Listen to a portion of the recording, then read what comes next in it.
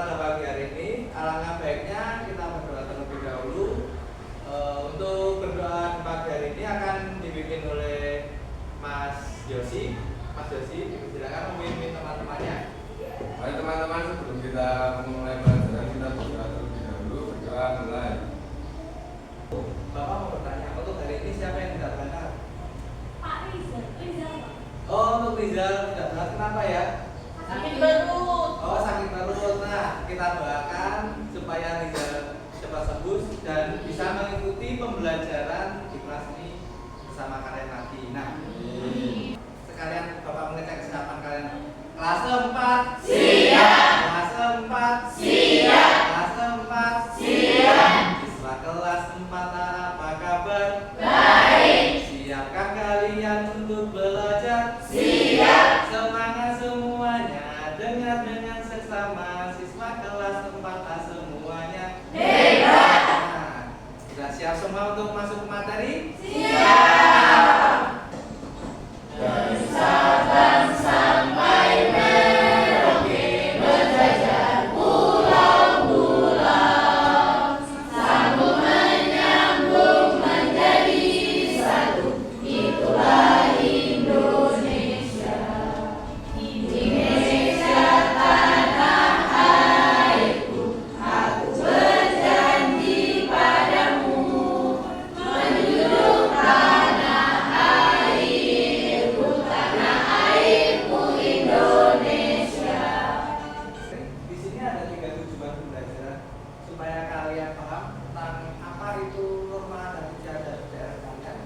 Yang pertama, tujuan pembelajaran sendiri peserta didik mampu mengidentifikasi definisi norma dengan tepat. Yang terakhir, peserta didik mampu mendemonstrasikan norma atau adat istiadat yang berlaku di sekitar. Sebelum memulai materi lebih jauh, Bapak ada 3 kata-kata pemantik supaya kalian tahu, oh, apa sih norma, apa sih pakaian adat yang ada di daerah. Nah, coba di sini Pak Reza ingin tanya untuk Mas Yoga. Mas Yoga, Bapak ingin tanya nomor 1 nih, dari mana asal Mas Yoga? Jogja, Pak. Oh, dari Jogja. Ya, untuk selanjutnya, apakah ada tata tertib di desa Mas Yoga? Ada. Apa tata tertibnya seperti apa? Dilarang buang sampah sembarangan. Oh, nah seperti itu ya. Jadi kayak contoh tata tertib yang ada di daerah masing-masing kalian kan berbeda. Semuanya kan tata tertib di desa Mas Yoga kan dilarang membuang sampah sembarangan. Nah, di sini ada cerita, Bapak pengen kalian menceritakan yang ada di depan. Nah, Bapak akan tunjuk untuk menceritakan pertama, kedua, ketiga, keempat, dan kelima. Nah, di sini Bapak akan tunjuk di mana supaya kalian sekalian bisa membaca, belajar membaca dengan baik. Nah, coba yang kalimat pertama akan dibacakan oleh Mbak Tasya. Dara ceritakan keunikan Bali pada kami. Nah, yang kedua Mbak Ulfa. Di sana ada istiadatnya kental ya. Yang ketiga, lanjut. Kita akan bahas tentang norma. Norma dalam adat istiadat di daerahku. Nah, di Indonesia sendiri, Indonesia dengan segala kekayaan budaya di dalamnya juga memiliki norma dan adat istiadat yang berbeda. Norma sendiri, norma adalah aturan yang berlaku pada suatu wilayah. Nah, sedangkan adat istiadat, aturan yang tidak tertulis dan diakui sebagai hal yang baik untuk dilakukan. Dengan kata lain, adat istiadat merupakan bagian dari norma. Nah, dari sini norma dan adat istiadat itu saling berkesinambungan ya. Jadi antara norma dan adat istiadat itu saling berhubungan. Ketika norma dan adat istiadat itu tidak ada kecocokan, berarti tidak bisa kita mengikuti hal seperti itu.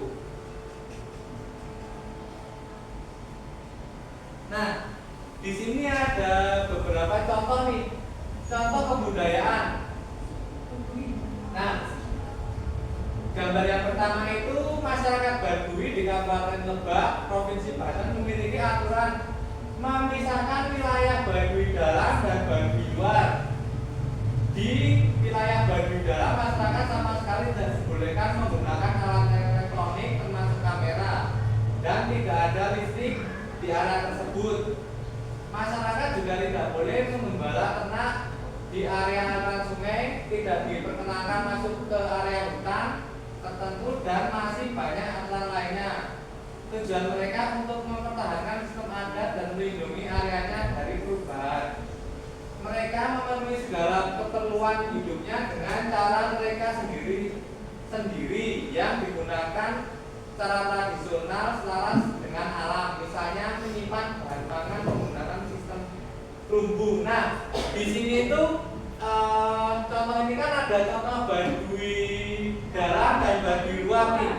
Baduy dalam sendiri itu suku yang masih menjaga tradisi mereka. Jadi kayak di Baduy dalam itu ketika mereka menggunakan sistem barter. Jadi kayak ini si A dan si B ketika mau soalnya si A punya beras, si B punya pisang. Nah, si A pengen pisang nih ya, tinggal dibarter sama si B. Nah, kayak gitu. Dan di Baduy dalam sendiri itu tidak boleh seenaknya kita mengekspos masyarakat tersebut. Jadi di Baduy dalam itu ada beberapa aturan ya, kayak tidak diperbolehkan merekam menggunakan elektronik, kalau malam tidak diperbolehkan menggunakan listrik. Nah, berbeda dengan Baduy luar. Baduy luar itu yang sudah mulai bercampur dengan para pendatang. Para pendatang itu bisa kalau di Baduy luar itu diperbolehkan menggunakan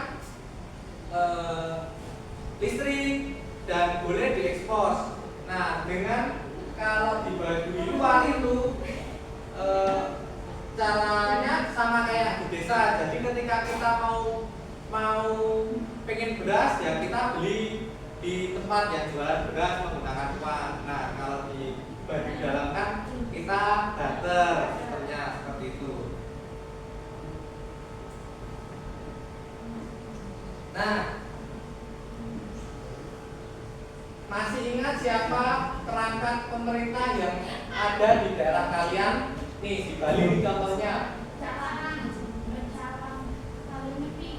Nah, di Bali itu disebut pecalang. Pecalang bertugas menjaga keamanan dan ketertiban wilayah umum sehingga upacara adat diselenggarakan dapat berjalan dengan tertib dan aman. Nah, itu kalau di Bali seperti ini menggunakan pecalang ya. Nah, kalau beda kalau seumpamanya di Jogja sendiri kan nggak ada pecalang, bisa menggunakan kayak seragam hijau itu apa, limas. Nah, itu bisa jadi kayak tim keamanan. Kalau di kayak Muhammadiyah itu bisa pakai kokam. Nah, seperti itu. Apa yang pakai apa itu banser. Nah, itu kan ada duduk sesuai kelompoknya. Nah, kelompok pertama Bapak akan namai kelompok gundul-gundul pacul ya. Yang kelompok kedua Bapak namai kelompok pandang bulan. Yang ketiga Bapak akan namai kelompok suara semut. Nah, di sini Bapak ada lembar kerja peserta. Di sini Bapak pengen kalian wawancara teman kalian sendiri. Gunanya buat apa? Supaya kalian itu tahu bahwa teman kalian itu juga memiliki kebudayaan, adat istiadat daerahnya. Nah, dari situ kalian bisa mengerti. Jadi kayak nanti si A budayanya pasti akan berbeda dengan si B. Nah, kayak gitu.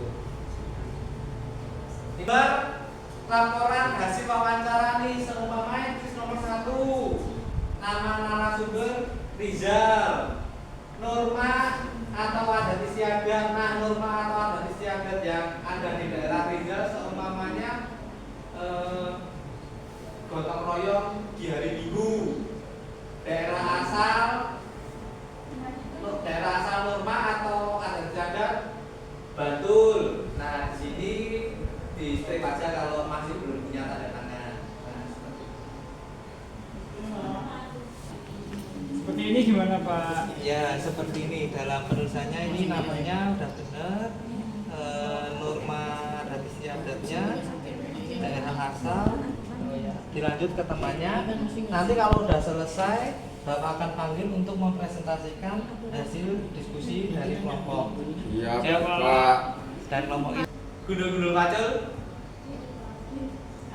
Ayo.